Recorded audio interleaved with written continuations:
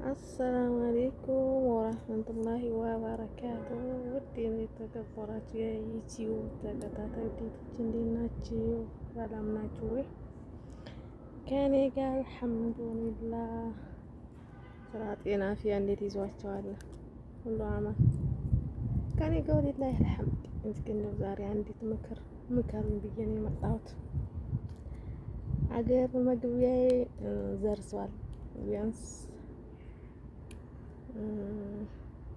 2 ወር ነው የሚቀረኝ። ያው ከረመዳን ከኢድ ላይ ማለት ነው። ኢድ አካባቢ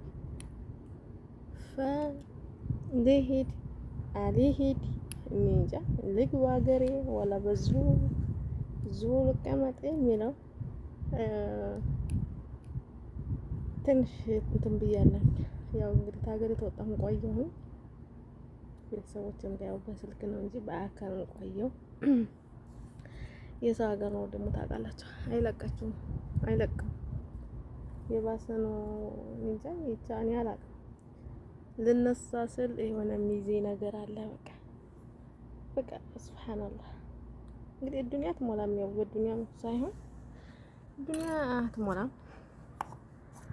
የሷ መሙሊያ ሩቅ ነው። ቢሆንም ደግሞ እናት አባት እህት ወንድሞቼ ሀገር ይናፍቆኛል። እኔም ሀገር ይናፍቆኛልና ምን ትመክሩኛላችሁ? እንደው ዝም ብዬ ጠርግ ብዬ ልግባ ወላ? እዚህ ጋር ስታዩት ሀገራችን እንደዚህ የሚያስተዳድግ አይደለም። ግባ ይዛችሁ የምንኖሩበት አይደለም። አሁን ሰዓት ላይ ደግሞ አንድ ልብም ልሄድና ልውላለሁ፣ እንደው ሁለት ልብም ደግሞ ቆይ ትንሽ ልረጋጋ እላለሁ።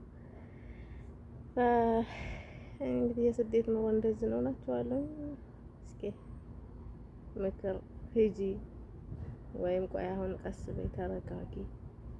እስከ ቢያንስ 4-5 ወር አካባቢ ድረስ አው እኔ እንጃ ወላሂ እንደው ሀገሩ አለቀኛለ። ይሄን ቀን ሄዳለሁ። አሁን ጥቅምት ነበር ያልኩት፣ ይኸው ተጥቅምት አለኝ። እንግዲህ አስቡት፣ ረመዳን ቤተሰብ ጋር ነበር ጾማል ያልኩት። በስደት ላይ ሊሆን ነው ረመዳንም ማለት ነው። እና ስለዚህ ሂጂ ይሻላል ወይስ ቆይ አሁን ተረጋጊ ይሻላል? እስኪ ሀሳብ ስጡኝ እላችኋለሁ። በኮሜንት ሀሳብ ስጡኝ ማለት ነው። አይታችሁ ዝም አትበሉ። ወላሂ ሀቂቃ ቤተሰብ በጣም የናፈቀኝ በጣም ከምንም በላይ ግን ቆይ እቺን ወር ሄዳለሁ ስል የሆነ የሚይዘኝ ነገር አለ። ኧረ እንደው ሻንጣን ራሱ ለማዘጋጀት የሆነ በቃ ይሁን እንጃ። ሀገሬን ለቅቄ እንኳን ስመጣ እኮ እንደዛ አልሆንኩም።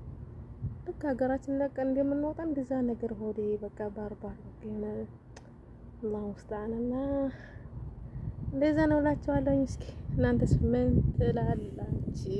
እስኪ ንገሩኝ። እስኪ ምክር መከሩኝ። ምክር ፈልጋለሁ ዛሬ ኢንሻአላህ።